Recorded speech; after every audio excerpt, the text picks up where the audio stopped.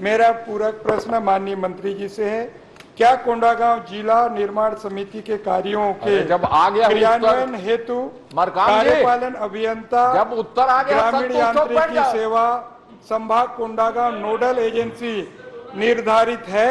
यदि हाँ तो कब से?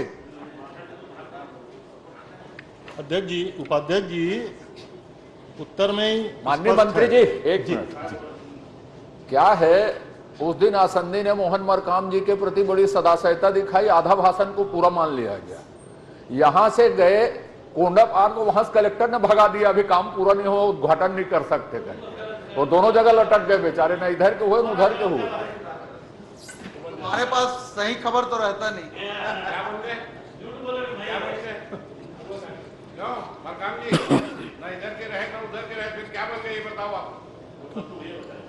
एक तो चलिए प्रश्न काल है। उपाध्यक्ष जी और हमारे आदरणीय प्रदेश अध्यक्ष मोहन मरकाम जी को 2 बार बेचारे बोले, उसको विलोपित कर दीजिए। एक तो बेचारे नहीं है, समझ लेना, हमारे अध्यक्ष हैं।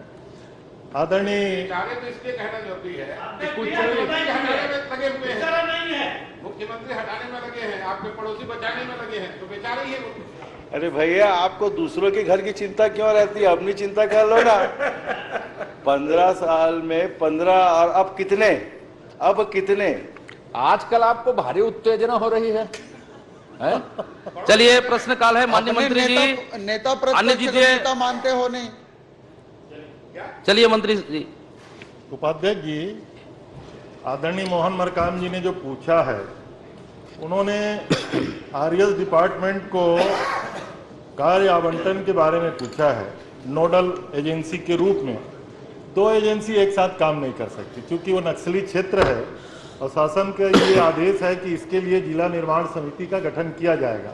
आदेश की कॉपी भी मैंने आपके उत्तर में लगा हुआ है।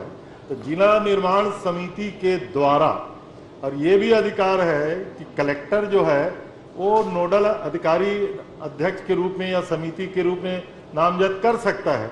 तो आरएस के ई को किया हुआ है।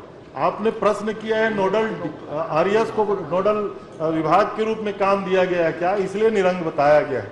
लेकिन उसके बावजूद भी 424 काम जिस अवधि का आपने पूछा है 3 साल का, आपके कोंडागांव में हुआ है लगभग 69 करोड़ रुपए का, और ये इसमें लगभग 340 भवनों का काम है और 84 सामग्री क्रय और विभिन्न प्रकार के काम हैं। इस प्रकार के काम वहां संपादित किए गए हैं।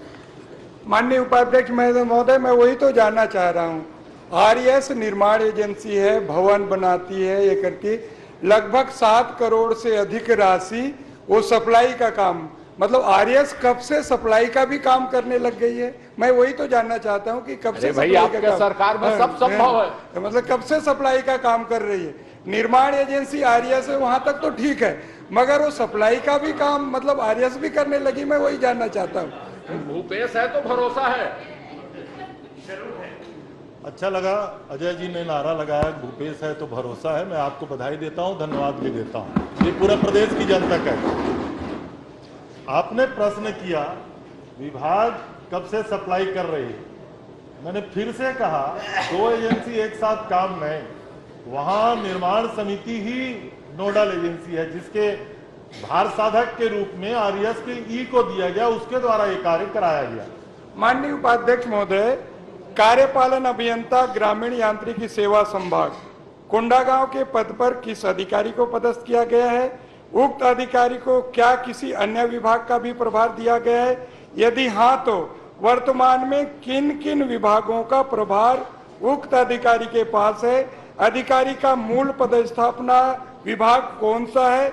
उक्त अधिकारी कोंडागांव जिले में कितने वर्षों से है? क्योंकि वही 5-6 मतलब विभागों का संभाल रहा है। जो बातें आ रही माननीय उपाध्यक्ष महोदय। उपाध्यक्ष जी, ये काम के सिलसिले का प्रश्न था, कौन कौन अधिकारी कितने कितने पद में है, मैं जानकारी आपको उपलब्ध करा दूंगा। माननीय उपाध्यक्ष महोदय, जो कोंडागांव में आप भी उसी जिले से आते हैं, उसी जिले से आ रहे हैं। माननीय उपाध्यक्ष महोदय, डीएमएफ राशि का जो जिस ढंग से बंदरबाट हुआ है, लगभग 7 करोड़ रुपया कागजों में मतलब वो जो सप्लाई का काम किया गया है। मैं माननीय मंत्री से जानना चाहता हूं, आप नाम उसका उजागर क्यों नहीं करना नहीं चाहते, और क्या उजागर करना क्यों नहीं चाहते, और किस किस विभाग में वो व्यक्ति पदस्थ है, और वही व्यक्ति हर काम कैसे देख रहा है। और सबसे बड़ी बात, आप आरएस को निर्माण एजेंसी का काम देते हैं, निर्माण का काम देते हैं, वो सप्लाई का भी काम कर रहा है, अन्य काम भी कर रहा है, तो क्या इसको विधानसभा की समिति से जांच कराएंगे और दोषी व्यक्ति के ऊपर कार्रवाई करेंगे क्या? मेरा सीधा सीधा आरोप है माननीय उपाध्यक्ष महोदय, लगभग 7 करोड़ रुपए जो डीएमएफ का पैसे का इन्होंने बंदरबाट किया है, इसकी विधानसभा से जांच कराएंगे क्या? 30 करोड़ है। आपके पार्टी के प्रदेश अध्यक्ष का आरोप है, आपको तत्काल यही घोषणा करना चाहिए। हाँ, त्याग पत्र दे देना चाहिए। आ रहा है मंत्री जी का, आप लोग बाद में एक आदमी खड़े होकर बोल सकते हैं। सौरभ भाई, पार्टी का प्रदेश अध्यक्ष प्रकट कर रहा है। चलिए मंत्री जी उत्तर दे रहे हैं, आप लोग शांत रहिए। माननीय उपाध्यक्ष बोलिए। माननीय उपाध्यक्ष महोदय, बहुत गंभीर विषय है और पूरे प्रदेश में डीएमएफ फंड का जिस तरीके से बंदरबाट हो रहा है, लूट हो रहा है, कमीशन खोरी हो रही है। माननीय उपाध्यक्ष महोदय और माननीय मोहन मरकाम जी ने जो प्रश्न उठाया है, इस पर तत्काल सदन की जांच कमेटी से जांच होना चाहिए। आज कमेटी गठित करने का आदेश दे दे। माननीय उपाध्यक्ष महोदय, बोलिए। डीएमएफ फंड का पैसा का पता अभी तो चल रहा है, लेकिन 15 साल तक डीएमएफ फंड का पैसा आप 15 कहाँ गया, साल आज छोड़िए, तक अभी किसी की को बात पता करिए, नहीं चला जो विचार हो रहा है। है। कितने अरे नहीं, मैं सच बात बोल रहा हूँ। आप चलिए वोरा साहब साहब आने दीजिए उत्तर, आपका बात आ गया। चलिए आप बताइए। उपाध्यक्ष जी, माननीय नेता प्रतिपक्ष जी ने कहा कि माननीय प्रदेश अध्यक्ष जी ने प्रश्न लगाया, मामला बड़ा गंभीर है। हम तो अपने अध्यक्ष जी को धन्यवाद भी देंगे, गंभीर मामला को उन्होंने उठाया है। और हमने कहा ना कि जो कार्य हुए हैं उसकी जानकारी आपको दे दिया गया है। माननीय मोहन मरकाम भाई साहब ने जो पूछा है, क्रय विभाग के द्वारा, माननीय उपाध्यक्ष जी फिर से कह रहा हूं, निर्माण समिति के द्वारा किया गया। नंबर 1 की बात की है, पूरा उत्तर उत्तर आने दीजिए। दूसरा, आदरणीय मरकाम साहब ने पूछा है कि वहां कौन अधिकारी है। Arun Kumar Sharma, executive engineer. सत्यनारायण शर्मा नहीं बोला, आप क्यों चौंक रहे? अरुण कुमार इधर भी बैठे। Arun Kumar Sharma, executive engineer. आपने कहा कौन कौन से पद में है? ये आरएस के भी प्रभार में है और पीएमजीएसवाई के प्रभार में। चलिए नारायण चंदेल जी, माननीय उपाध्यक्ष महोदय, अंतिम गंभीर आपका मसला। लगभग मैंने सीधा आरोप लगाया, लगभग 7 करोड़ रुपए का जो सप्लाई हुआ है उसमें बहुत ज्यादा बंदरबाट हुआ है। क्या उस अधिकारी के ऊपर कार्रवाई करेंगे क्या? चलिए अग्रवाल साहब आप आ जाइए, 1 मिनट आ जाइए। जांच आ रहा है, एक साथ उत्तर दे देंगे। माननीय उपाध्यक्ष महोदय, जांच कराएंगे क्या? इस कमेटी के, विधानसभा की कमेटी से जांच कराएंगे क्या? और दोषी व्यक्ति के ऊपर कार्रवाई करेंगे क्या? ये दोनों मोहन मरकाम जी और मोहन जी दोनों का एक साथ दे देंगे आप।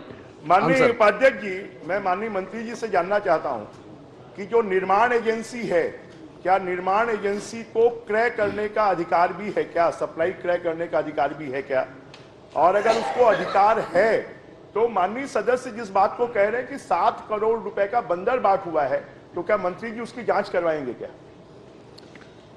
ब्रिजमोहन जी के पहले प्रश्न का अधिकार है। जी हाँ, अधिकार है, क्योंकि ये आप ही के समय का ये निर्देश है। मैं पढ़ के उसको पूरा नहीं सुनाऊंगा, उसको अधिकार है। और कलेक्टर को ये अधिकार है कि जिसको भी वो नोडल बनाना चाहे वो बनाए, उसी के तहत ये आदेश हुआ है। नंबर 1। नंबर 2, आदरणीय मरकाम साहब कह रहे हैं कि पूरा 7 करोड़ का बंदरबाट हुआ है।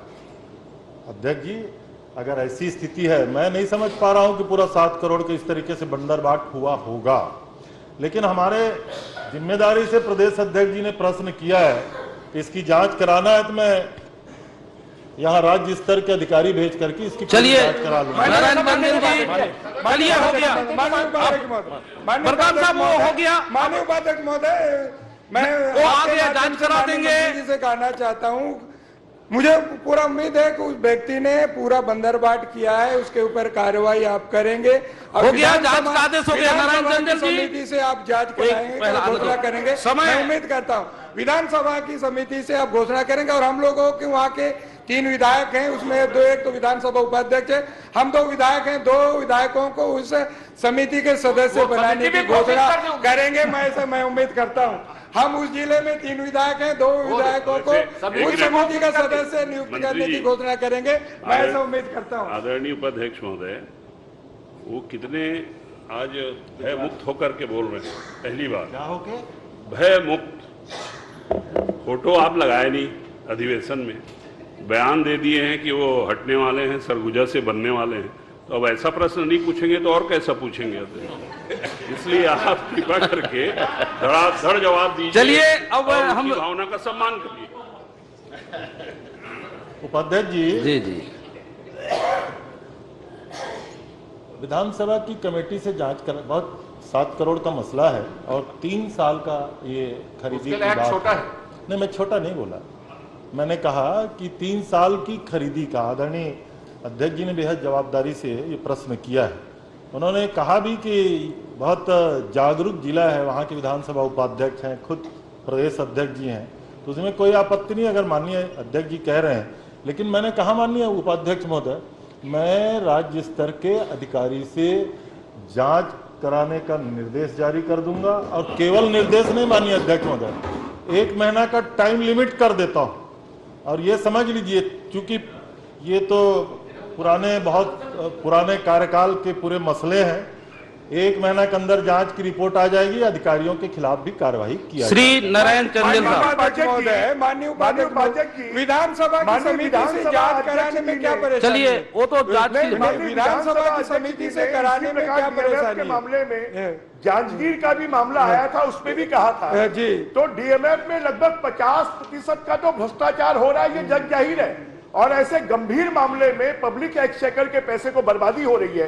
तो आपसे कहेंगे कि माननीय सीनियर सदस्य मोहन मरकाम जी बोल रहे हैं, विधानसभा की समिति की घोषणा आप तो कर दें। क्या उसमें और क्या कोई आपत्ति नहीं है, आपत्ति है? विधानसभा की माननीय समिति बना उपाध्यक्ष दें। महोदय, वो माननीय चलिए, महोदय, अब वो जांच के नारायण चंदेल साहब, माननीय उपाध्यक्ष महोदय, चलिए नारायण चंदेल साहब से जांच कराने में हो क्या गया, वो परेशानी? जांच के आने के बाद एक बार कर देंगे। माननीय उपाध्यक्ष शर्मा साहब आने दीजिए, प्रश्न आने माननीय दीजिए। उपाध्यक्ष जी, ये बात स्पष्ट हो गई कि कांग्रेस के प्रदेश अध्यक्ष की मंत्री के सामने क्या हैसियत है। जांच हो रही है, अध्यक्ष जी बार बार मांग कर रहे हैं कि सदन की समिति बनाकर चलिए जांच होगा। माननीय इस बात को प्रतिपक्ष भी नेता स्वीकार जी। नहीं कर रहे हैं। उपाध्यक्ष महोदय, आपका नाम भी माननीय सदस्य ने लिया, पार्टी के प्रदेश अध्यक्ष हैं, सदन समिति से जांच करवाने में आपत्ति क्या है? चलिए, माननीय उपाध्यक्ष महोदय, माननीय उपाध्यक्ष महोदय, चल भाई बहिर्गमन कर दे जा। मेरा प्रश्न जो है गोधन न्याय योजना से संबंधित है और गोबर खरीदी से संबंधित है। एक राणा उपाध्यक्ष जी, मैं आपसे आग्रह करना चाहता हूं, एक तो ये बहुत महत्वपूर्ण प्रश्न है, डॉक्टर रमन सिंह जी का प्रश्न है और नेता प्रतिपक्ष जी पूछ रहे हैं। इसके आगे भी बहुत सारे विद्वान सदस्यों का गोधन न्याय, गोबर खरीदी और गौठान पे प्रश्न लगा है। सौरभ जी का भी लगा है, रजनीश भाई साहब का भी लगा है। मैं आपसे कहना चाहता हूं, बहुत गोबर और गोधन न्याय का सम्मान पूर्वक प्रश्न करना। पहले दिन से माननीय अजय चंद्राकर जी बहुत व्यंग्यात्मक प्रश्न लगातार कर रहे थे। अब इसकी महत्ता का समझ लीजिए, गंभीर प्रश्न करिएगा आप। चलिए।